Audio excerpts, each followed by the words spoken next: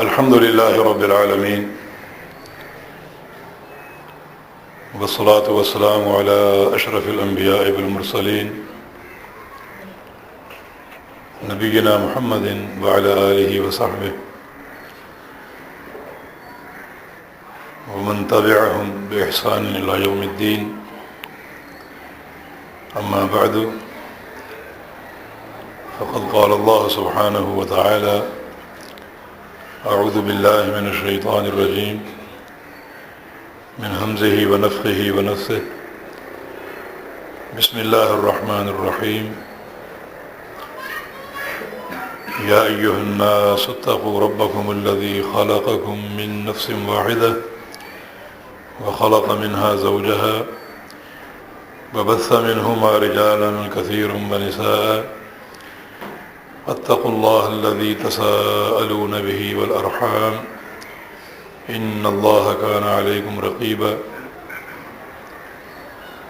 قابل قدر سامعین حضرات، اللہ رب العزت نے نوع انسانیت کو عزت دی ہے اور تکریم دی ہے. فرمایا کہ وَلَقَدْ كَرَّمْنَا بَنِي آدم، کہ ہم نے اولاد آدم کو تکریم سے نوازا ہے اور عزت عطا فرمائی ہے. یہ تکریم کی دو قسمیں ہیں. ایک عمومی تکریم جو سب کو حاصل ہے، مسلمان ہوں کافر ہوں، اللہ تعالیٰ نے سب کو ایک جیسا بنایا اور خوبصورت چہرے عطا فرمائے، ایک اچھی خلقت دی. وَلَقَدْ خَلَقْنَا الْإِنسَانَ فِي أَحْسَنِ تَقْوِيمٍ، یہ سارے انسانوں کا ذکر ہے اور یہ عمومی تکریم ہے کہ باعتبار خلقت انسانوں کو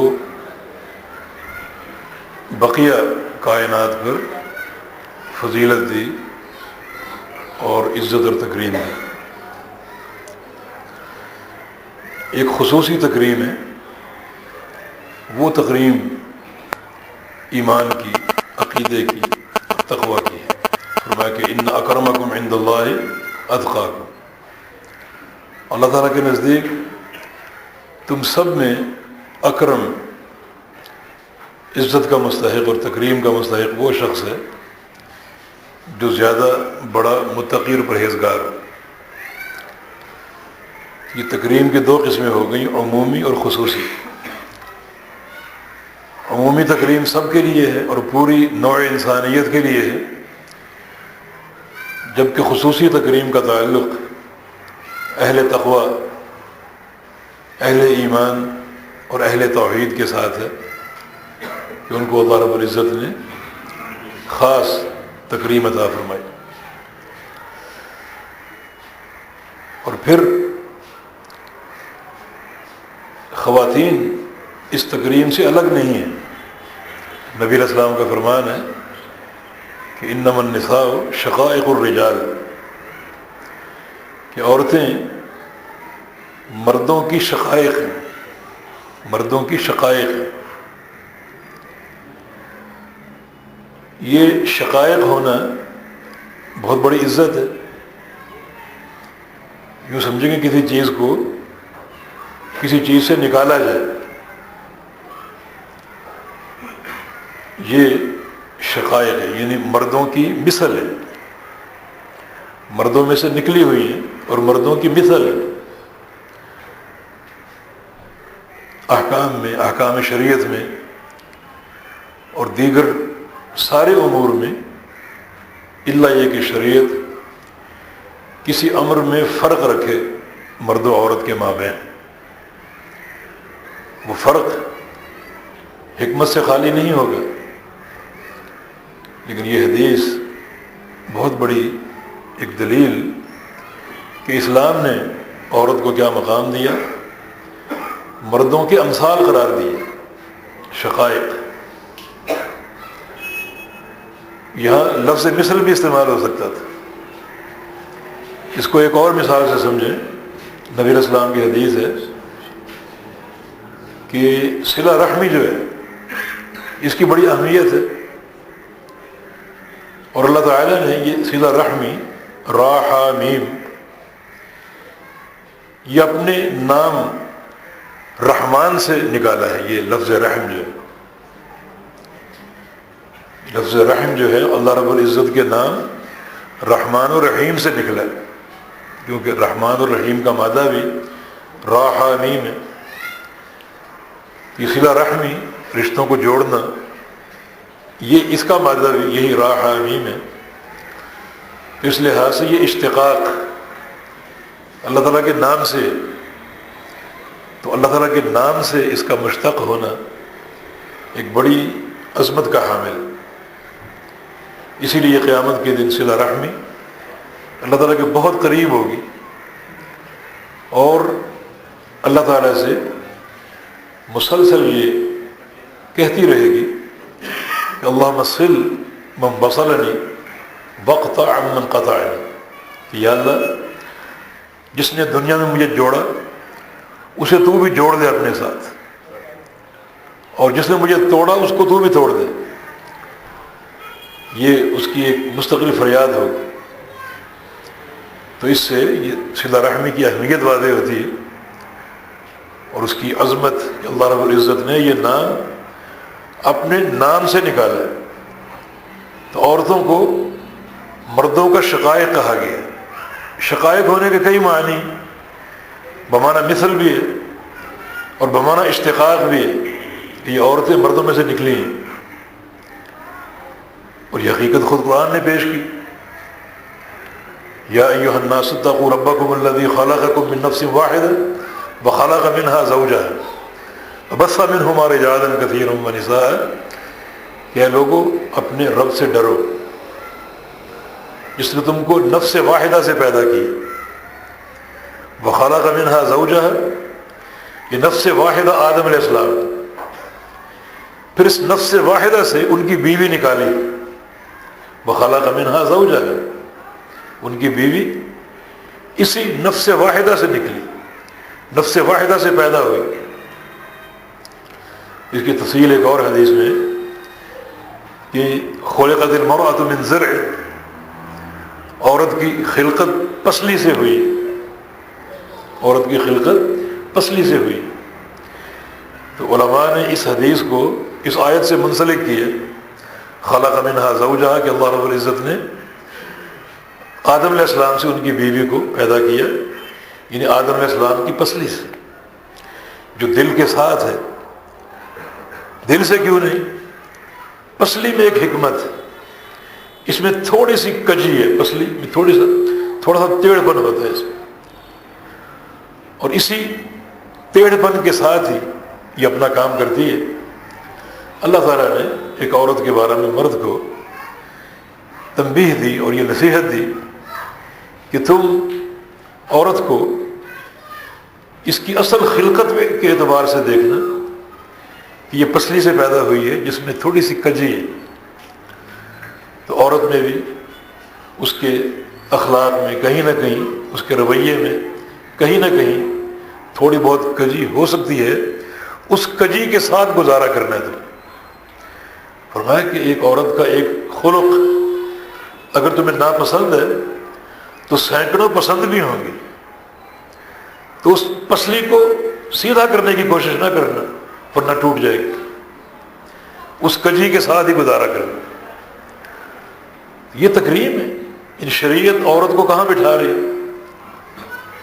ورنہ جاہلیت اور یہ یورپین کلچر جو ہے یہ تو عورت کو انسان تسلیم کرنے پر تیار نہیں. کہتے ہیں عورت میں روح ہے مگر وہ حیوانی روح ہے، اس لیے عورت کے ساتھ سلوک کرو جانوروں جیسا، اور وہ ہو رہے. تکریم اسلام نے دی. عورت کے اندر روح ہے اور وہ جانوروں جیسی روح ہے، کتوں اور خنزیروں جیسی. وہی گھٹیا سلوک کرو اس کے ساتھ، گھٹیا سلوک، اور وہ ہو رہے. جس کے مظاہر ہم سنتے رہتے ہیں، پڑھتے رہتے ہیں، دیکھتے رہتے ہیں. مہذب الفاظ میں آپ یہ بھی کہہ سکتے ہیں کہ یورپ میں ہزاروں ایسے بچے ہیں جن کے ماں باپ کا علم ہی نہیں. وہ جانور جو سڑکوں پر کھیل کھیلتے ہیں ویسا ہی کھیل کھیلا جا رہا ہے، اس میں تکریم ہے۔ یہ تکریم اسلام نے دی ہے۔ عورت کو شقائق الرجال کہا ہے، یہ مردوں کے امثال ہے، مردوں میں سے نکلی ہے، مرد سے نکلی، مرد کی پسلی سے اس کو بنایا گیا، جو دل کے قریب ہے، یہ شفقت اور محبت کی چیز ہے، احترام کی چیز ہے۔ جاہلیت کے دور میں بچی کی پیدائش کو موجب ملامت سمجھا جاتا تھا، ذلت سمجھا جاتا تھا، اسی لیے بچیوں کو پیدا ہوتے ہی زندہ درگور کر دیتے تھے۔ بلکہ بعض گھروں میں جب ولادت کا وقت آتا تو عورت کو گھر سے نکال دیا جاتا کہ جو گاؤں کا کنواں ہے اس کی منڈیر پر چلے جاؤ، اور جو بچہ تولد ہوگا اس کو دیکھا جائے، اگر وہ لڑکا ہے تو دائیا کو حکم ہوتا کہ اس کو عزت سے لے آؤ، لڑکی ہے تو کنویں میں پھینک دو، وہ ایک سانس لینے کے بھی قابل نہیں، اس گھر کی چار دیواری کے قابل نہیں، ولادت بھی کنویں کی منڈیر پر ہو۔ اور بعض گھروں میں، خاندانوں میں، گھروں میں ولادت ہوتی اور کچھ عرصہ بچی کو رکھا جاتا اور پھر اس کو تیار کر کے سجا کر باپ کسی بہانے اپنے ساتھ لے جاتا، اپنے ہاتھ سے قبر کھودتا اور اس کو زندہ قبر میں گاڑ دیتا۔ کوئی تکریم نہیں تھی، یعنی جب کسی شخص کو خبر دی جاتی کہ آپ کے یہاں بچی کی ولادت ہوئی تو ظل وجہہ مسودا وہو کظیم، قرآن کہتے ہیں، تو ان کے چہروں پر کالک چھا جاتا ہے اس خبر کو سن کر، انتہائی ناراض ہوتے، انتہائی خجالت محسوس کرتے، اور پھر سوچتے اب اس بچی کے ساتھ کیا سلوک کریں، یمسک علی ہون ام یدسہ فی التراب، کہ اس کو ذلت کے ساتھ باقی رکھے، زندہ رکھے، ذلت اپنی بھی اور اس کی بھی۔ اپنی ذلت کیا؟ لوگوں کے طعنے، لوگوں کی ملامتیں کہ تمہارے گھر میں بیٹی، اس کی ذلت کیا ہے؟ اس کی کوئی تقریب نہیں، اس کی اہانت ہی اہانت، اس کو نوکروں سے، جانوروں سے بدتر بنا کے رکھنا، مخصوص ایام میں بالکل جانوروں کے ڈربے میں داخل کر دینا، برتنوں کو چھو نہیں سکتی، ساتھ کھا پی نہیں سکتی، اور یہ ایام ہر مہینے آتے ہیں، کثرت سے آتے ہیں، تو کیا ایک عورت کی تقریب تھی؟ ہاں، شریعت اسلامیہ نے کفار کی سعادت بد کو للکارا، وَإِذَا الْمَوْءُودَةُ سُئِلَتْ بِأَيِّ ذَنبٍ قُتِلَتْ، کہ ایک دن حشر کا قائم ہونے والا ہے جب اللہ رب العزت واعد اور موعودہ دونوں کو سامنے کھڑا کرے گا۔ واعد زندہ درگور کرنے والا، اور موعودہ جس کو زندہ درگور کیا گیا۔ بِأَيِّ ذَنبٍ قُتِلَتْ، اس واعد سے پوچھا جائے گا تو نے کس گناہ کی پاداش میں اس کو قتل کیا اور سپرد خاک کیا، زندہ قبر میں گاڑ دیا۔ بچی سے پوچھا جائے گا تمہارا کیا قصور تھا کہ تمہیں پیدا ہوتے ہی قبر میں گاڑ دیا گیا، کس گناہ کے تحت؟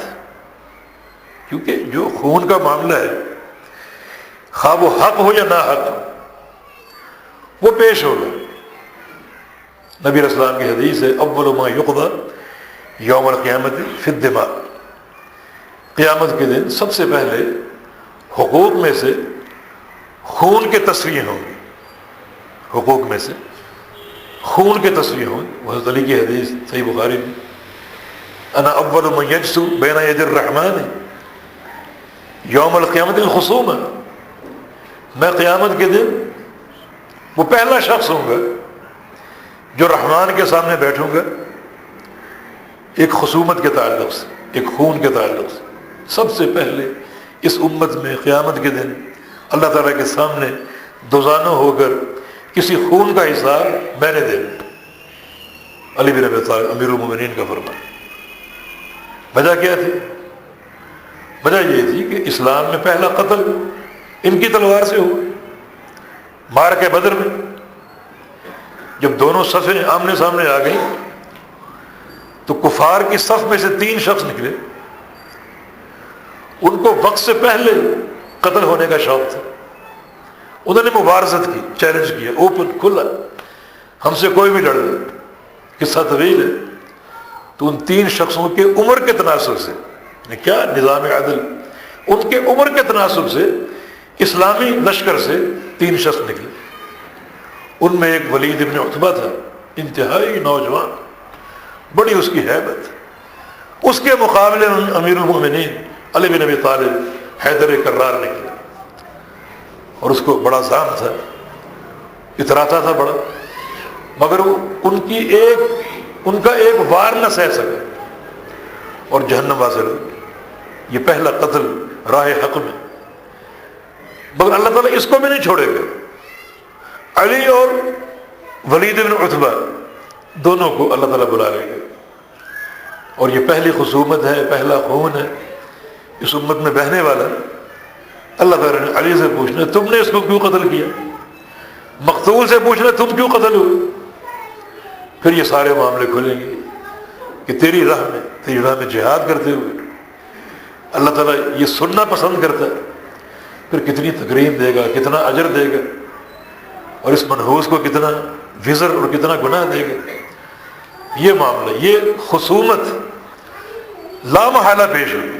تو یہ وَإِذَا الْمَوْءُودَةُ سُئِلَتْ، زندہ درگور کی ہوئی بچی، ایک صفاکی اور بربریت، یہ وتیرہ تھا کفار قریش کا۔ اسلام نے اس عادت بد کو للکارا، اس سے پنجہ آزمائی کی، بچیوں کو رحمت قرار دیا، خواتین کو رحمت قرار دیا، ان کی تکریم کی کہ تم اس قدر ان کی تذلیل، اہانت پر مصر ہو، اور ادھر امن کے پیامبر، توحید کے داعی محمد رسول اللہ صلی اللہ علیہ وسلم، ایک خاتون کے تعلق سے کیا جذبات ہیں۔ صحیح بخاری میں نبی علیہ السلام کی حدیث ہے کہ انی ادخل فی الصلاۃ، بعض اوقات میں نماز میں داخل ہوتا ہوں، ارید الاطالہ، اور میرا ارادہ ہوتا ہے کہ آج نماز لمبی پڑھاؤں گا، آج نماز لمبی پڑھاؤں گا، لمبی قرات کروں گا۔ داخل ہو گئے، فاسمع بکاء الصبی، کسی بچے کے رونے کی آواز سنتا ہوں، کسی بچے کے رونے کی آواز سنتا ہوں، فتجوز فی صلاتی، تو اپنی نماز میں چھوٹی کر دیتا ہوں۔ کس ڈر سے، کس ڈر سے؟ شدت وجد امہ، شدت وجد امہ، کہ اس کی ماں پر کیا بیت رہی ہوگی۔ یہ 2-4 منٹ جو ماں پر گراں گزریں گے، اس کا بھی احساس ہے محمد الرسول اللہ صلی اللہ علیہ وسلم کہ عبادت چھوٹی کر دیتا ہوں، نماز چھوٹی کر دیتا ہوں۔ اس بچے کی رونے کی آواز سے کہ اس کی والدہ پر کیا بیت رہی ہوگی۔ یہ شفقت اور محبت یہ اسلام نے عورت کو دیا۔ تو عورت کیا ہے؟ عورت شقیقت الرجال ہے، مردوں کے ہم مثل، مردوں کے ہم سر۔ وہ بعض چیزوں میں اگر اسلام نے مردوں کو قوام قرار دیا ہے تو بعض چیزوں میں عورتوں کو برتری حاصل ہے۔ کوئی فرق نہیں ہے جب آپ ایک نتیجے پر غور کریں گے، آخری نتیجے پر۔ تو عورت کیا چیز ہے؟ عورت کیا ہے؟ عربی میں عورت کو امرأہ کہتے ہیں، امرأہ یا مرأۃ، یہ مؤنث، اور اس کا مذکر ہے مرء یا امرؤ۔ امرؤ کا مذکر امرأۃ اور مرء کا مؤنث مرأۃ، اور اس کی جمع نہیں ہے، لفظی جمع نہیں ہے۔ امرأۃ کی یا مرأۃ کی لفظی جمع نہیں ہے، بلکہ اس کی جمع غیر لفظی ہے، اور وہ ہے نساء، عورت یا عورتیں۔ عورت کیا چیز ہے؟ عورت ایک انتہائی محترم مخلوق جو کسی نہ کسی دور میں مرد کے مشارے کے، جو اسلام نے ہم کو فہم دیا ہے، اس فہم کی روشنی میں ہم عورت کی تعریف یہ کرتے ہیں، ایک انتہائی محترم ہستی جو اپنی عمر کے مراحل میں کسی نہ کسی طور مرد کی شریک کار، مرد کے مشارے کے، کبھی یہ پیدا ہو کر مرد کی بیٹی ہوتی، آنکھوں کی ٹھنڈک ہوتی، تھوڑا سا بڑا ہو کر کسی مرد کی بہن ہوتی، تھوڑا سا اور بڑا ہو کر کسی مرد کی بیوی ہوتی، تھوڑا سا اور بڑا ہو کر کسی مرد کی ماں ہوتی، کسی نہ کسی مرحلہ حیات میں یہ مردوں کے مشارے کے، یہ مردوں کے مشارے، یہ اسلام نے تقریر دی، یہ مراحل اسلام نے بیان کی، ہر مرحلے میں عورت کی عزت کا حکم دیا۔ جاہلیت کے دور میں بچی کو زندہ درگور کیا جا رہا ہے، سنیے ہمارے پیغمبر نے کیا فرمایا صلی اللہ علیہ وسلم، مسند احمد کی حدیث ہے، رسول اللہ صلی اللہ علیہ وسلم نے کہ من کانت لہ انثی، من کانت لہ انثی فلم یعدها ولم یہنها ولم یؤثر ولدہ علیہا ادخلہ اللہ الجنہ۔ اللہ تعالیٰ جس شخص کو بچی دے، بیٹی دے، فلم یعدها، اس کو زندہ درگور نہیں کیا، ولم یہنها، اور نہ اس کی اہانت کی، نہ اس کو کم تر سمجھا یا اہانت والا سلوک کیا، ایسا کچھ نہیں، نہ زندہ درگور کیا نہ اس کی اہانت کی۔ اور تیسری چیز پر توجہ دو، میں بھی دوں آپ بھی دیں، کیونکہ یہ ہوتا ہے ہمارے گھروں میں، ولم یؤثر والدہ علیہ، اور اپنے کسی بچے کو، بیٹے کو اس پر ترجیح نہ دے، بیٹے کو بیٹی پر ترجیح نہ دے۔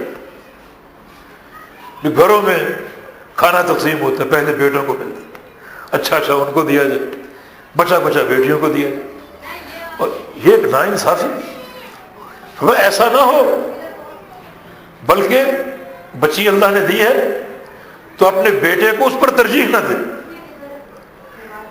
تو اس کو کیا صلہ ملے گا؟ ادخلہ اللہ الجنہ، اللہ تعالیٰ اس کو جنت میں داخل فرما دے گا۔ ان تین امور پر جنت، ان تین امور پر جنت۔ تو اسلام نے کیا احسان کیا عورت کی کیا اہانت ہوتی تھی، اور اسلام نے اس کو قعر مذلت سے اٹھایا، ذلت کے گڑھے سے، اور کہاں آسمانوں کی بلندیوں تک پہنچا دیا، کہ عورت کی اس تکریم کا حکم دیا اور اس تکریم کا صلہ جنت قرار دیا۔ تو عورت وہ مخلوق جس کی تکریم سے ہم جنت حاصل کر سکتے ہیں، حصول جنت کا ذریعہ بن سکتی ہے۔ کس صورت میں؟ کہ اپنے بیٹوں کو بیٹیوں پر ترجیح نہ دی جائے، برابر کا سلوک کیا جائے، کھلانے میں، پلانے میں، پہنانے میں ترجیح نہ دی جائے۔ یہ بچی، چھوٹی سی بچی جو پیدا ہوتے ہی اتنی باسعادت ہے کہ اپنے والدین کے لیے جنت کی ضمانت بن چکی، اگر والدین حسن سلوک سے پیش آتے جنت کی ضمانت بن گئی۔ یہ شریعت نے ایک عورت کو مقام دیا، اس کو یہ تکریم دی، اس کو یہ عزت دی۔ کہاں اسی دور میں بچیوں کو زندہ درگور کیا جا رہا ہے، اور کہاں اسی بچی کے بارے میں یہ ارشاد گرامی کہ بچوں کو بچیوں پر ترجیح نہ دے، بلکہ برابر کا رویہ رکھے، سلوک کرے، تو اللہ تعالیٰ اس برابری پر، منصفانہ سلوک پر اس شخص کو جنت میں داخل فرما دے گا۔ بیٹی ہے، نبی علیہ السلام کی بہت سی احادیث، من کانت لہ ثلاث بنات، اللہ تعالیٰ جس شخص کو 3 بیٹیاں دے، 3 بیٹیاں اس کو دی، اور وہ ان کی تربیت پر صبر کرتے، حسن سلوک سے پیش آتے، تعلیم کا اہتمام، تربیت کا اہتمام، فرمایا کہ کن لہ حجاب من النار، یہ 3 بچیاں قیامت کے دن اس کے لیے جہنم کے مقابلے میں حجاب بن جائے،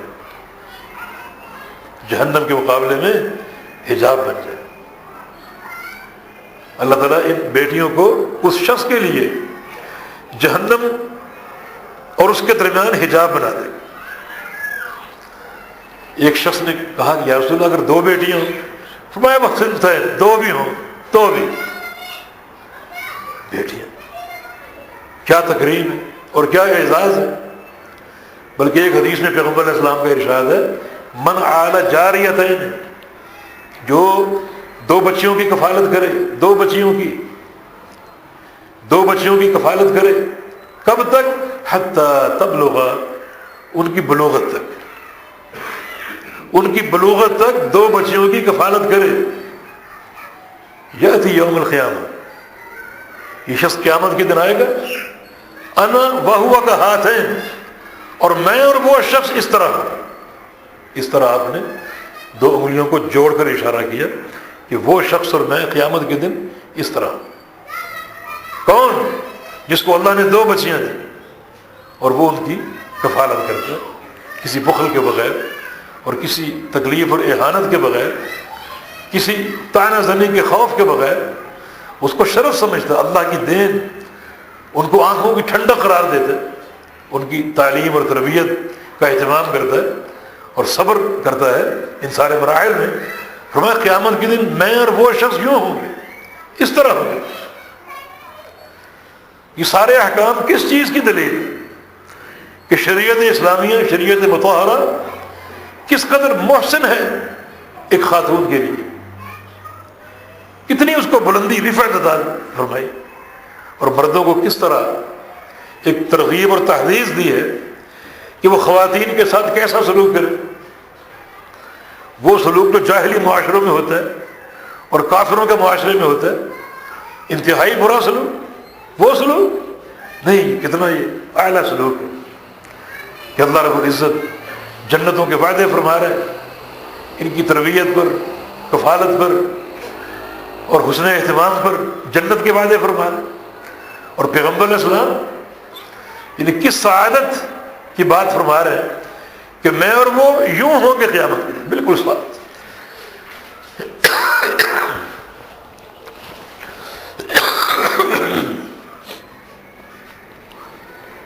یوں ہوں گے قیامت کے دن۔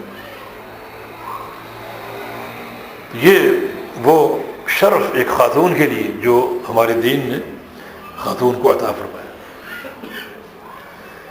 جس کا ہم سب کو علم اور معرفت ہونی چاہیے اور شعور ہونا چاہیے، اور ہم اس راستے سے اپنے پروردگار کی رضا اور اس کا قرب حاصل کریں۔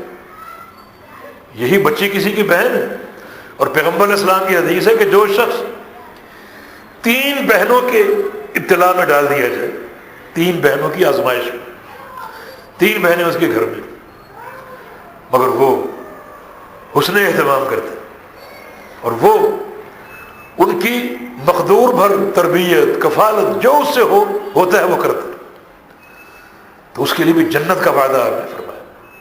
یعنی حدیث میں جس طرح 3 بیٹیوں کا ذکر ہے، اس طرح 3 بہنوں کا بھی ذکر ہے، بنات اور اخوات دونوں کا ذکر ہے، 3 بیٹیاں ہوں یا 3 بہنیں ہوں۔ اگر بھائی ان بہنوں کی کفالت میں محنت کرتا ہے اور کفالت میں بخل نہیں کرتا، تربیت کا اہتمام کرتا ہے، تعلیم کا اہتمام کرتا ہے، تو اللہ تعالیٰ نے اس کے ساتھ بھی جنت کا وعدہ فرمایا۔ اور یہی عورت کل بیوی بنتی ہے، یہ بھی اس کا ایک روپ ہے۔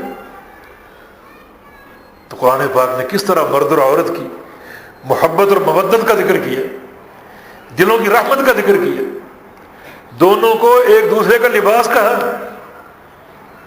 اور کتنے احکام شریعت میں موجود ہیں، کتنے احکام۔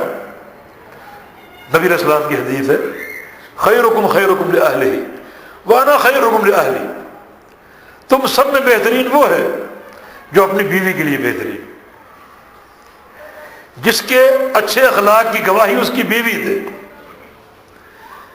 باہر تو تمہیں اچھا اخلاق رکھنا ہی پڑتا ہے، باہر بڑے بڑے مطلب ہوتے ہیں، کسی سے کاروباری اور کسی سے لین دین، کسی سے کوئی لالچ، تو سب سے خوش اخلاقی سے پیش آنا پڑتا ہے، فرشی سلام تک کرنے پڑتے ہیں، لیکن اصل اخلاق بندے کا وہ ہے جس کی گواہی گھر سے آتی ہے۔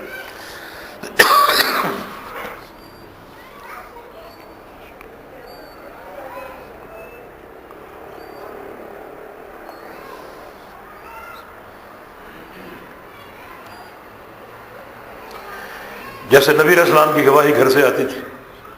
2 حدیثیں جو سیدہ عائشہ صدیقہ سے مروی ہیں کہ کان رسول اللہ علیہ وسلم فی محنت اہلہ، جب اللہ کے پیغمبر گھر میں ہوتے تو اپنے اہل کی خدمت کرتے، اپنے اہل کی خدمت کرتے.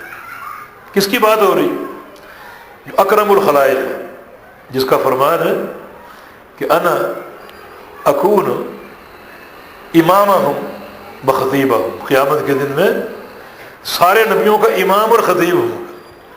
بلا فخر، اور فخر کی بات نہیں ہے. انا سید ولد آدم یوم القیامہ، میں قیامت کے دن پوری اولاد آدم کا سردار ہوں گا. بلا فخر، کوئی فخر نہیں. انا اول من ینشق عن الارض واول شافع واول مشفع، میں وہ پہلا شخص ہوں گا جس کی قبر پھٹے گی قیامت کے دن اور قبر سے میں باہر نکلوں گا. میں اول شافع ہوں گا، سب سے پہلی شفاعت میں کروں گا. اول مشفع ہوں گا، یعنی جس کی شفاعت قبول کی جائے وہ سب سے پہلا میں ہوں. اتنا اونچا مقام آ گیا. اور گھر میں فی محنت اہل ہی، اپنے اہل کی خدمت کرتے تھے. حسن عشرت، یہ نہیں کہ گھر میں فرعون ہو کر رہتا، اپنے اہل کی خدمت کرتے تھے. دوسری گواہی، کسی نے پوچھا ام المومنین سے کہ کیف کان خلق رسول اللہ صلی اللہ علیہ وسلم، اللہ کے پیغمبر کے اخلاق کیسے؟ یعنی باہر تو ہم نے آپ کو دیکھا، آپ کے اخلاق دیکھے، گھر میں اخلاق کیسے؟ فرمایا کہ کان خلقہ القرآن، پورا قرآن اللہ کے پیغمبر کا اخلاق ہے. یہ گھر کی تصویر. قرآن ایک کتابی شکل میں ہے، قرآن اگر انسانی شکل میں ہوتا تو محمد کا چہرہ ہوتا صلی اللہ علیہ وسلم. یہ گھر سے گواہی ہے. اور رویہ کیا ہے؟ فی محنت اہل، اپنے اہل کی خدمت کریں. اتنا اونچا مقام. اور یہ آپ حسن تعلق، حسن عشرت، یعنی عورت ایک بیوی کے روپ میں اور کس تقریم کے مستحق ہے کہ نبی علیہ السلام فرما رہے کہ تم سب میں بہترین کون ہے؟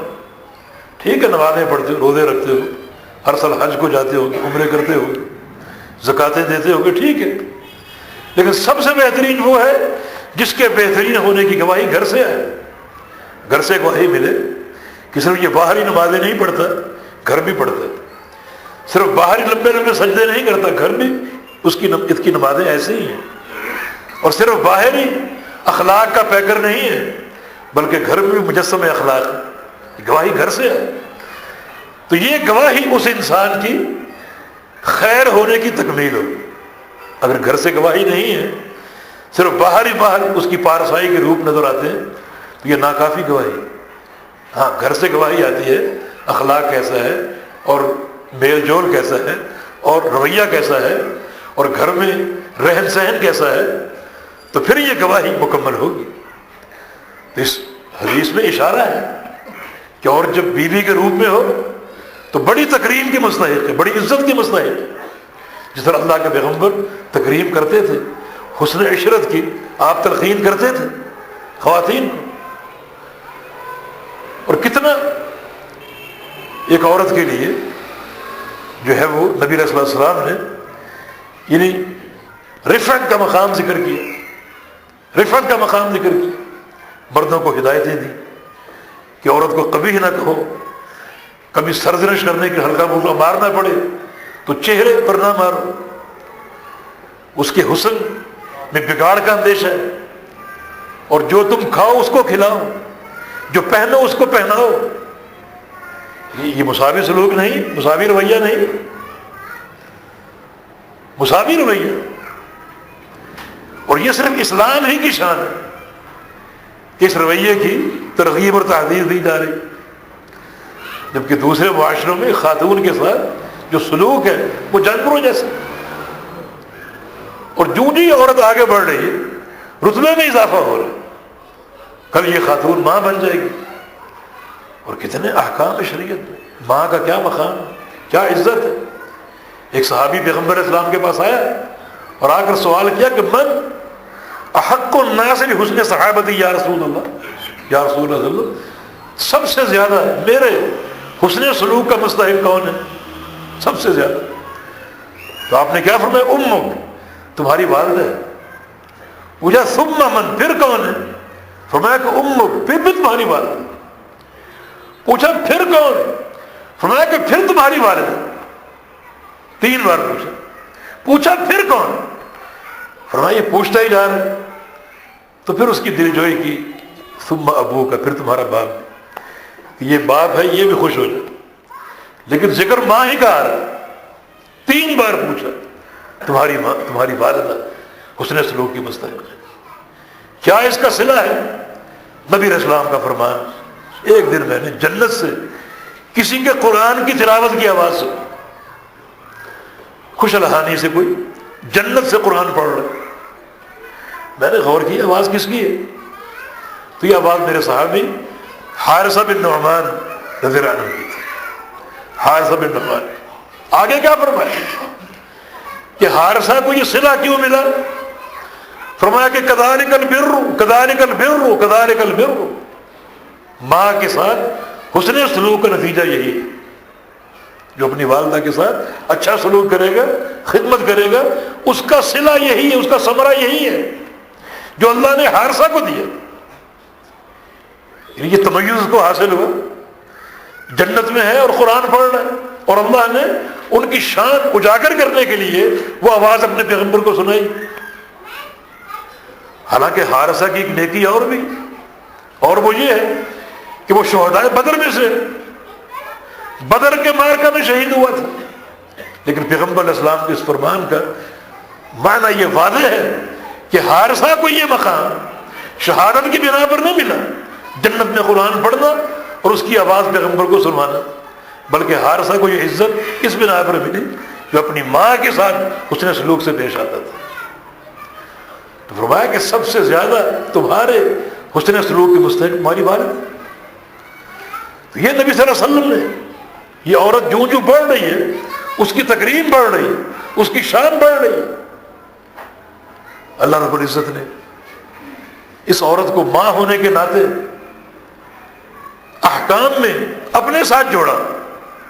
وَقَضَىٰ رَبُّكُمْ أَلَّا تَعْبُدُوا إِلَّا إِيَّاهُ وَبِالْوَالِدَيْنِ إِحْسَانًا، تمہارے پروردگار کے 2 فیصلے، ایک یہ کہ مت پکارو مگر اسی کو، اپنی توحید کا ذکر کیا، یعنی 2 حقوق کا ذکر کیا، ایک حق اللہ کا، حق توحید، اپنے حق توحید کے ساتھ ایک حق کو اور جوڑا، وَبِالْوَالِدَيْنِ إِحْسَانًا، اپنے ماں باپ کے ساتھ حسن سلوک سے پیش آنا۔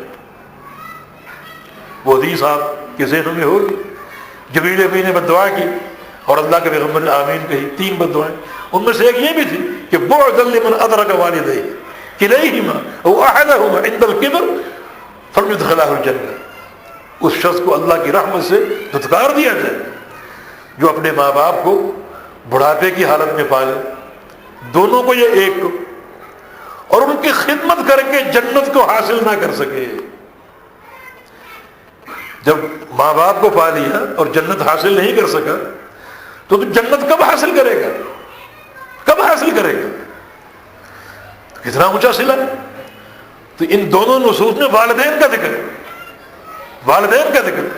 ایک اور حدیث میں ارشاد ہے اطیعہما وان ظلماک، اپنے ماں باپ کی بات مانو خواہ تم پر وہ ظلم کرتے، ان کے ظلم پر صبر کرو، ان کی اطاعت کرو۔ ہاں، ان کی اطاعت میں خالق کی معصیت نہ ہو، تو جب تک ایسا خدشہ نہیں ہے تب تک ان کی اطاعت کرو، ان کی عزت اور تکریم کرو۔ حتیٰ کہ نبی علیہ السلام کی یہ نصیحت ان صحابہ کو بھی تھی جن کے ماں باپ مشرک تھے کہ شرک میں ان کی اطاعت نہیں، مگر جو انسانی حقوق ہیں ان میں ان کا خیال رکھو، ان کی عزت اور ان کی تقریب اور ان کی خدمت کرو۔ تو یہ ان نصوص میں ماں باپ دونوں کا حکم، لیکن ماں باپ میں سے والدہ کا حق زیادہ مقدم، زیادہ اہم۔ تبھی نبی علیہ السلام نے سائل سے کہا تھا کہ سب سے زیادہ تمہارے حسن سلوک کے مستحق تمہاری والدہ، اور چوتھی مرتبہ والد کا ذکر کیا، یعنی والدہ کا کتنا مقدم، کتنی شریعت نے تکریم دی، کتنا بڑا احسان ہے شریعت کا خواتین پر کہ خاتون کو ماں کے روپ میں کیا شرف اور کیا مرتبہ عطا فرمایا۔ اور یہ فہم سلف صالحین کا بھی تھا۔ خطیب بغدادی نے ایک واقعہ نقل کیا ایک خراسانی کا، خراسانی یا افغانی سمجھ لو، وہ حج کرنے گیا تھا اور اس کی پشت پیچھے گٹھڑی تھی، اس کو اٹھائے پھر رہا، اور حرم مکہ میں ایک مجلس درس جمی ہوئی ہے اور ایک محدث درس دے رہے. پوچھا من المحدث، یہ کون محدث ہے؟ لوگوں نے کہا عبداللہ بن عمر، نبی علیہ السلام کا صحابی عبداللہ بن عمر، امیر عمر بن خطاب کا بیٹا. تو آگے بڑھا رستہ بناتے ہوئے، جب مجلس ختم ہوئی تو ان سے ایک سوال کیا کہ یہ گٹھڑی، اس میں میرا سامان نہیں بلکہ میری والدہ ہے، اور میں اس طرح پشت پر اس کو لاد کر لایا ہوں رستے پر خدمت کرتے ہوئے پیدل. یعنی کہاں خراسان، یہ پرانا خراسان، اس میں افغانستان، پاکستان، ایران، یہ سارے علاقے، کہاں خراسان اور کہاں مکہ مکرمہ، پیدل لایا ہوں رستے پر خدمت کرتے ہوئے، صفائی ستھرائی کرتے ہوئے، کھلاتے پلاتے ہوئے، اور پورا حج میں نے پیدل اپنی والدہ کو پشت پر اٹھا کر کیا. اور اب میں نے واپس بھی جانا ہے اسی طرح واپس جاؤں. یہ کئی سال کی کلفت ہے. یہ سوال یہ تھا کہ میں نے یہ سب کچھ کر کے اپنی ماں کا حق خدمت ادا کر دیا، اپنی والدہ کا حق خدمت ادا کر دیا. فرمایا کہ نہیں، یوں اشارہ کیا، ولا کا قلامت الظفر، کٹے ہوئے ناخن کے برابر بھی نہیں، پورا ناخن نہیں بلکہ جو ناخن کاٹتے ہو اس کٹے ہوئے ناخن کے برابر بھی ماں کا حق خدمت ادا نہیں ہوا. شریعت کتنی محسن ایک خاتون کے لیے، ایک خاتون کا مقام کہاں سے کہاں پہنچا دیا. اللہ تعالیٰ دو حقوق کو ایک پیرائے میں ذکر کر رہے ہیں، ایک ہی سیاق میں. ایک اپنا حق توحید، دوسرا حقوق العباد میں سے ماں باپ کے حقوق.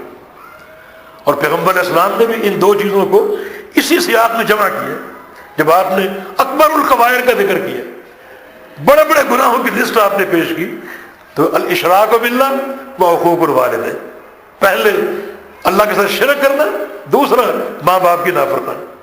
اس کو ایک ہی سیاق میں ذکر کیا. کتنا مقدم حق ہے. اور شریعت ایک خاتون کو کہاں پہنچانا چاہتی، اس کے کس شرف کا تعارف ہمارے سامنے پیش کرنا چاہتے کہ جو یہ خاتون بچی سے بہن، بہن سے بیوی، بیوی سے ماں، یہ مراحل آتے جا رہے ہیں. ان تمام مراحل میں یہ خاتون ایک مرد کی مشارکہ ہے، اور تو اس کی عزت اور تقریب میں اضافہ ہوتا جا رہا ہے، بڑھتے جا رہے ہیں. اور جو شریعت کی اپنی تکلیف ہے اس نے مردوں کو مکلف قرار دیا اور عورتوں کو مکلف قرار دیا. مرد بھی مکلف ہے، عورتیں بھی مکلف ہے. اس تکلیف میں جو شریعت توازن رکھا ہے، وہ توازن بھی ایک عورت پر احسان ہے. جب اس کے مخصوص ایام آئیں گے نماز معاف ہے، ولادت ہوگی نماز معاف ہے، روزے آ گئے نہ رکھو، بعد میں قضا دے دو، قضا کر لو. بعد یہ آسانی پیدا کی. خواتین نے سوال کیا پیغمبر علیہ السلام سے کہ کیا ہم پر جہاد ہے؟ فرمایا کہ ہاں، جہاد کن الحج، تمہارا جہاد حج ہے. تم جا کر حج کر لو، تمہیں حج کا اجر ملے گا اور ایک مجاہد کا ثواب بھی ملے گا. یہ تقریب نہیں، کتنی آسانی اور کس قدر اجر و ثواب کی بہتان. المرأة اذا صلت خمسها وصامت شهرها وحفظت فرجها واطاعت بعلها يقال لها يوم القيامة ادخلي من اي باب الجنة شئت. ایک عورت اگر 5 نمازیں پڑھ لے، رمضان کے روزے رکھ لے، یعنی پوری ایک امانت داری کے ساتھ 5 نمازیں پڑھ لے، رمضان کے روزے رکھ لے، اپنی عزت کی حفاظت کر لے اور اپنے شوہر کی فرما برداری کر لے، قیامت کے دن اللہ تعالیٰ فرمائے گا ادخلی، داخل ہو جاؤ، من ای باب جنت شئت، جنت کے جس دروازے سے چاہو داخل ہو. جنت کے 8 دروازے کھلے ہیں تمہارے لیے، جہاں سے چاہو داخل ہو. کام کیا ہے؟ صرف 4 کام. 4 کام. حالانکہ خاتون کی راحت ہی راحت ہے. ایک انسان کی سیاست کی دو قسمیں، سیاست خارجیہ اور سیاست داخلیہ۔ داخلی سیاست گھر کی سیاست ہے، یہ تفویض ہے عورت کے، گھر کی ملکہ، گھر کی حکمران، گھر کی سیاست تیرے ذمہ، تو اس گھر کی مالک ہے۔ سیاست خارجہ، صبح صبح گھر سے نکلنا اور شام تک ٹکرے مارنا ارتزاق کے لیے، اکتساب کے لیے، یہ مرد کی ذمہ داری۔ عورت کو راحت ہی راحت، اس راحت کے باوجود فرمایا کہ 4 کام کر لے، جنت کے 8 دروازے کھول دیے جائیں، 8 دروازے۔ یہ عورت کا مقام۔ ام مومن فرماتی ہیں عائشہ صدیقہ رضی اللہ عنہا، ایک خاتون میرے پاس آئی، 2 بچے اس کے ساتھ تھے، اور کہا کہ 3 دن سے ہم بھوکے ہیں، 3 دن سے نہ میں نے کچھ کھایا نہ بچوں نے کچھ کھایا۔ ام المومنین نے دیکھا گھر میں 3 کھجوریں پڑی ہوئی تھی، وہ دے دی، تو اس خاتون نے 1 کھجور ایک بچے کو دی، دوسرے کو دی۔ بچے جھٹ سے کھا گئے، اور وہ خاتون کھانے لگی تو دیکھا کہ میرے بچے اس کھجور کو دیکھ رہے، تو اس نے خود نہیں کھائی، اس کے 2 ٹکڑے کر کے دونوں بچوں کو کھلا دی۔ عائشہ صدیقہ یہ منظر اللہ کے پیغمبر سے بیان کرتی تو نبی اسلام کی آنکھوں میں آنسو آ گئے۔ فرمایا کہ یہ عورتیں شفیقات رحیمات باولادہن، اس سے قبل فرمایا کہ حاملات مرضعات رحیمات باولادہن، رحیمات باولادہن لولا یأتین بازواجہن، لولا یأتین بما فعلت بازواجہن لتدخل مصلیاتہن الجنہ، لتدخل مصلیاتہن الجنہ۔ یہ عورتیں ہیں، یہ حمل کی تکلیف برداشت کرتی، پھر رضاعت کی، دودھ پلانے کی، پھر بچوں کے ساتھ شفقت کا معاملہ کرتی، محبت کا معاملہ کرتی۔ فرمایا کہ اپنے شوہروں کے ساتھ اگر یہ بدسلوکی نہ کریں، اپنے شوہروں کے ساتھ بدسلوکی نہ کریں تو نماز پڑھنے والی عورت کا ٹھکانہ جنت کے سوا کچھ نہیں۔ ان امور کی بنا پر، حمل کی تکلیف، رضاعت کی تکلیف، پھر بچوں کے ساتھ محبت اور شفقت کی تکلیف، بڑے صبر کے ساتھ اور ان مراحل کو جو ہے وہ طے کرتی ہے۔ فرمایا کہ اگر وہ نمازی ہو اور اپنے شوہر سے بدسلوکی نہ کرے تو اس کا ٹھکانہ جنت کے سوا کچھ نہیں۔ تو قرآن پاک نے، شریعت نے عورت کے جو فرائض ہیں ان میں بھی کمی کر دی، اور اس کمی کے باوجود اجر میں اضافہ کر دی، اجر کو بڑھا دی۔ فرائض میں کمی کر دی لیکن ثواب کو بڑھا دی۔ یعنی کس کس پہلو ایک عورت کی تقریر اور اس پر احسان۔ پھر عورت کے جو ایک معاشرتی زندگی ہے، اس تعلق سے شریعت کے احکام جو ہیں وہ ایک ایسی تکریم ہے دین اسلام کی طرف سے کہ یہ تکریم اور کوئی نہیں پیش کر سکتا، کوئی مذہب، کوئی قانون، کوئی دستور اس تکریم کو پیش نہیں کر سکتا۔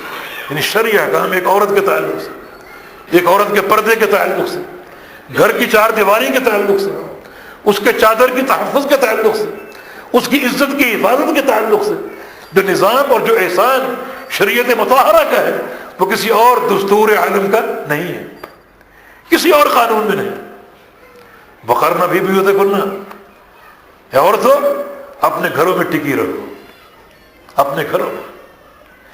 تمہارے گھر کی 4 دیواری جس کی تم ملکہ ہو وہ تمہارے لیے کافی، اپنے گھر میں ٹکی رہو۔ تمہارا اس میں تحفظ، تمہاری چادر کا تحفظ، تمہاری عزت کا تحفظ، ایک عورت کے لیے حکم۔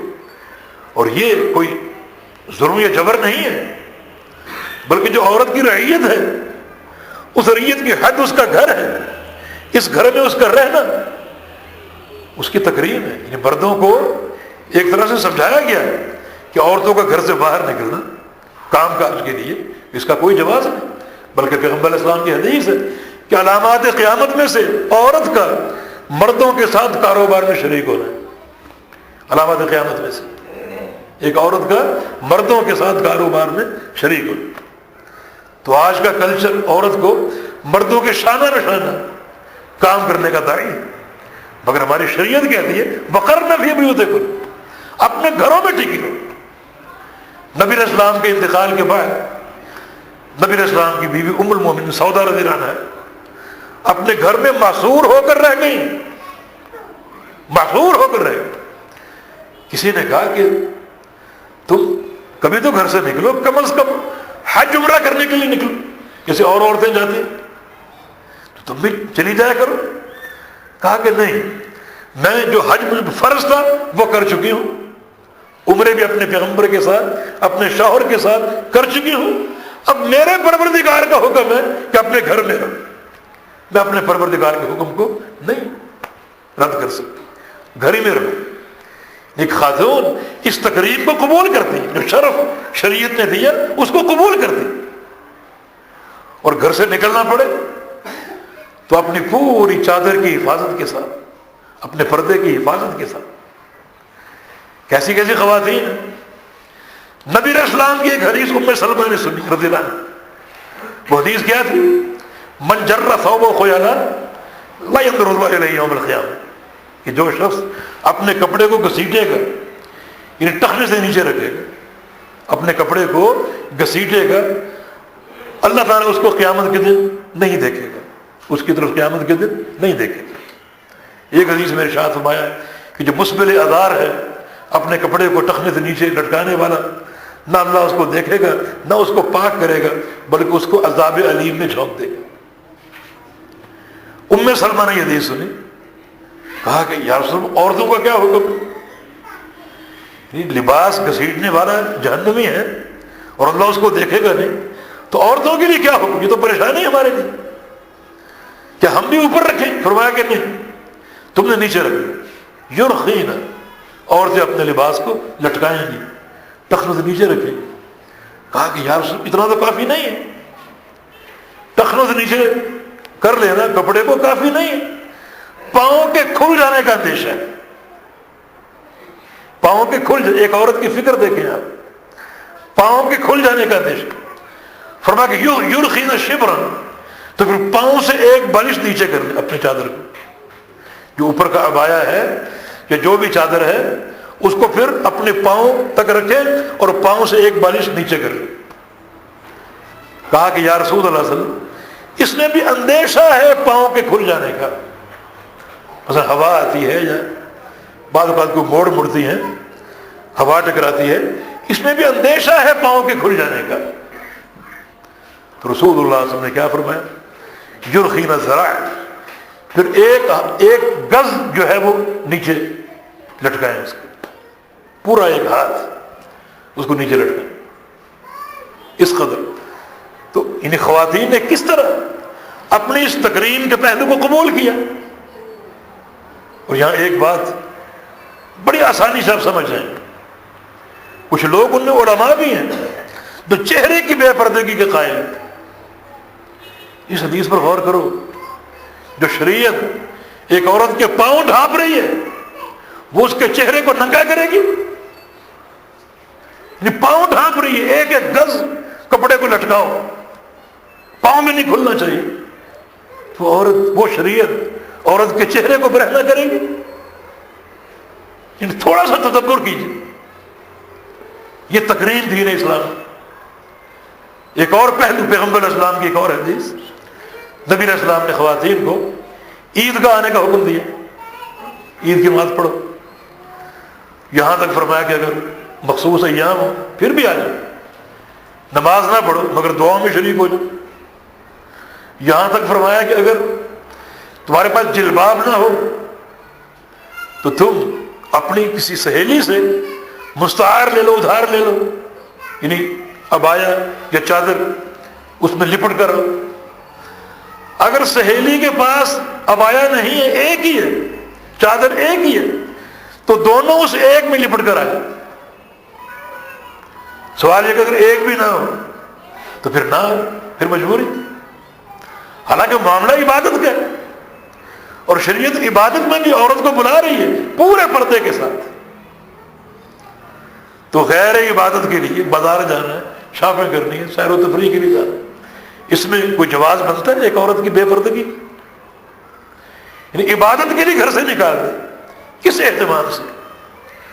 تو اگر عبادت مقصود نہیں ہے، دوسرے کام، تو اس میں کوئی جواز ہے عورت کی بے پردگی؟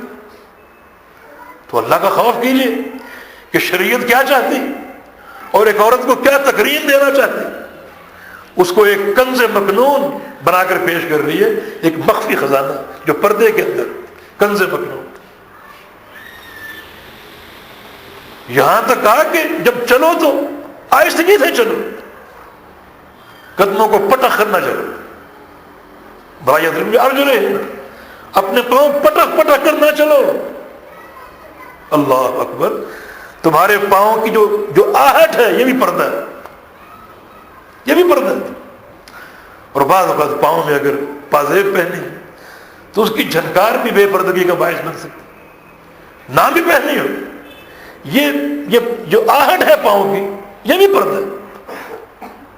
کسی اجنبی سے بات کرنی تو کرخت ہو کر آواز بات کرو، نرمی سے بات کرو گی، اس کے دل میں کوئی غلط فہمی پیدا ہو سکتی، اس کا شائبہ تو ختم کر دیا۔ پھر شریعت ایک عورت کے تعلق سے کس قدر غیور ہے۔ آپ نے سوال کیا کوئی شخص اپنے گھر میں جائے اور کسی اجنبی کو اپنے گھر میں دیکھے، کیا کرو گے؟ تو سعد بن عبادہ نے کہا میں تلوار کی پشت سے نہیں بلکہ تلوار کی دھار سے وار کر کے ان کی گردنیں اڑا دوں۔ آپ نے منع نہیں کیا، یہ غیرت حق ہے، اور شریعت اس تعلق سے غیور ہے۔ ایک عورت کے تعلق سے شریعت کا یہ حکم بڑی غیرت پر منتج۔ نبی علیہ السلام کی حدیث ہے من قتل دون عرضہ فہو شہید، جو مرد اپنی عزت کے دفاع میں مارا جائے وہ شہید ہے۔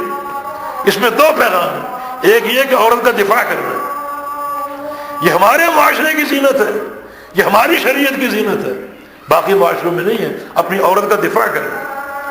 دوسرا کیا، اگر دفاع کرتے کرتے تم نے مار دیا تو وہ خون معاف ہے، اگر تم قتل ہو گئے تم شہید ہو، تمہیں شہادت کا صلہ۔ یہ غیرت ایک عورت کے تعلق سے، یہ غیرت دین اسلام اس غیرت کا داعی ہے، اس غیرت کا متقاضی۔ چھوٹا سا تاریخی واقعہ یاد آ گیا، یہ قاضی موسیٰ کی مجلس میں ایک عورت پیش ہوئی، اس عورت کے اولیاء بھی تھے، باپ یا بھائی وغیرہ، انہوں نے اس عورت کے شوہر کے خلاف عدالت میں دعویٰ دائر کی کہ شوہر نے 500 دینار حق مہر مقرر کیا تھا، اب وہ دینے سے انکار کر رہے۔ 500 دینار حق مہر مقرر کیا تھا، اور اس نکاح میں فلاں بھی گواہ تھا، فلاں بھی گواہ تھا، فلاں بھی گواہ۔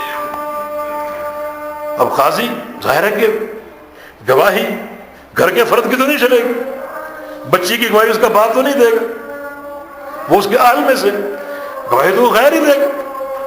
تو قاضی نے کہا گواہ پیش کرو۔ شوہر بھی بیٹھا ہوا ہے، عورت بھی موجود ہے، اور 2-3 گواہ پیش ہو گئے۔ اس مجلس نکاح میں ہم تھے اور یہ مہر ہم نے سنا تھا، انہوں نے یہ گواہی دینی تھی، مگر شہادت کے سارے مراتب پورا کرنے کے لیے قاضی نے یہ حکم دیا کہ یہ جو گواہی دینے والے مرد ہیں پہلے اس خاتون کو دیکھیں گے تاکہ پہچان سکیں کہ وہی خاتون ہے، کوئی دھوکہ نہ ہو، کوئی دغا نہ ہو، تاکہ گواہی پوری معرفت کے ساتھ ہو اور پورے وثوق کے ساتھ ہو۔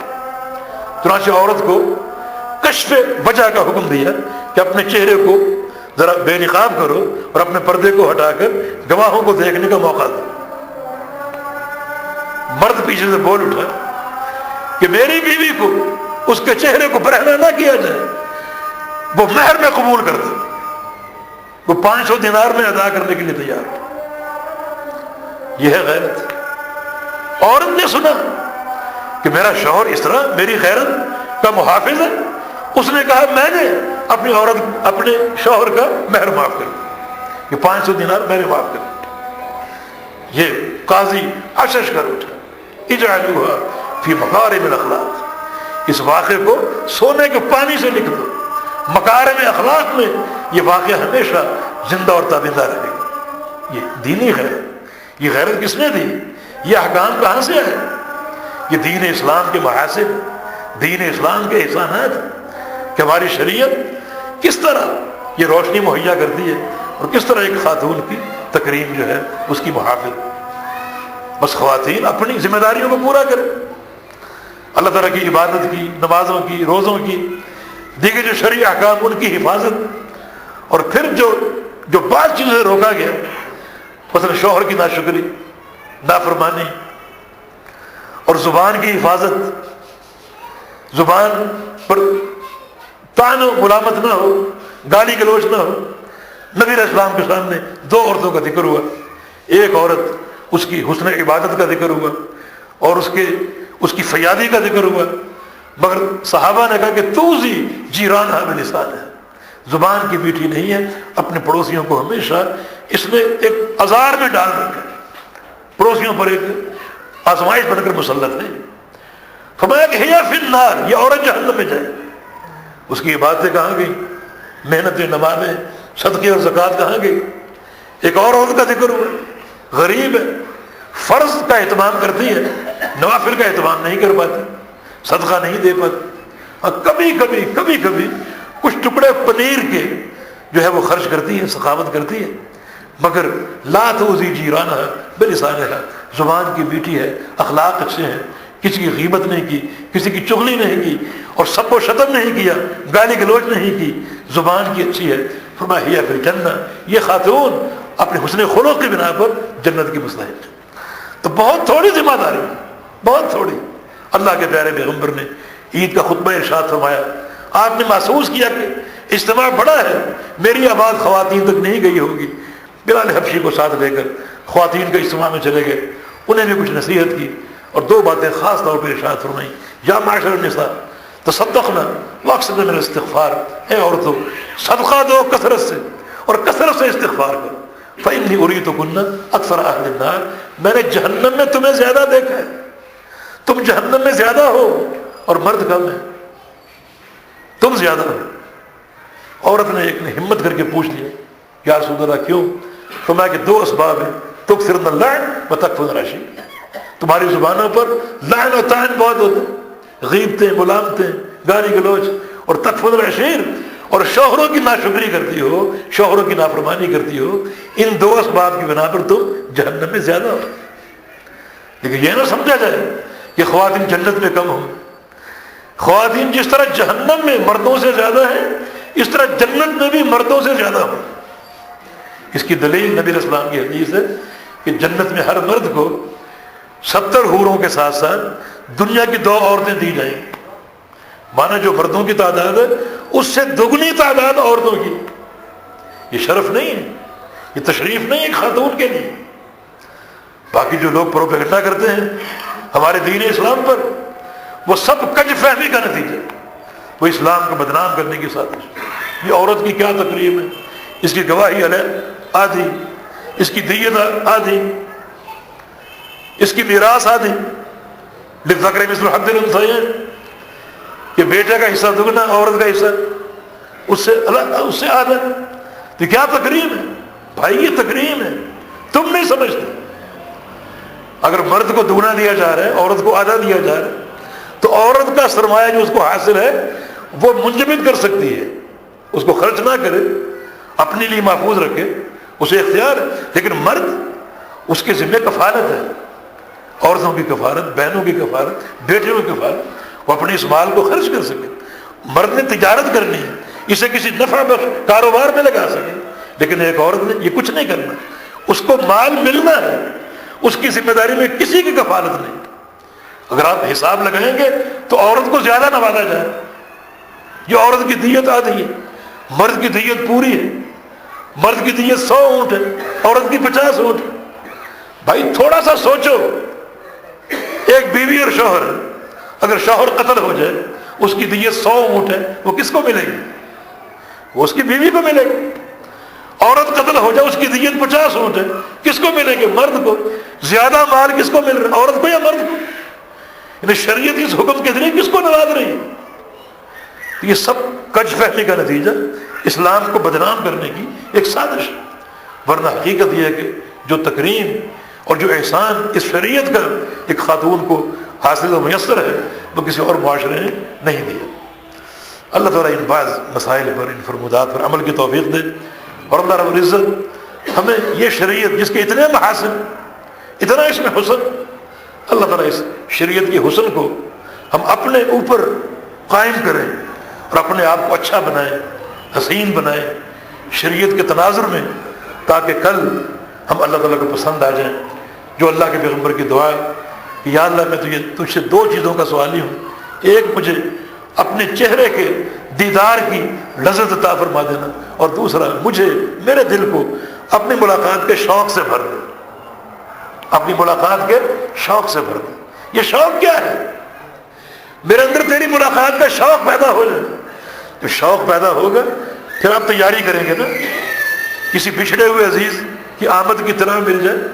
اب ملاقات کا شوق آپ کے اندر پیدا ہوگا، اس کی تیاری کریں گے، اس کا اہتمام کریں گے، اچھے پکوان بنوائیں گے، اچھے کپڑے پہنیں گے۔ تو یا اللہ میرے اندر، میرے دل میں تیری ملاقات کا شوق پیوست ہو جائے۔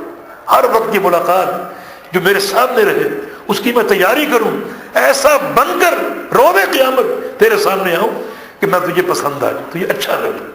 اللہ پاک اس کی توفیق دے۔ اقول قولی ھذا واستغفر اللہ۔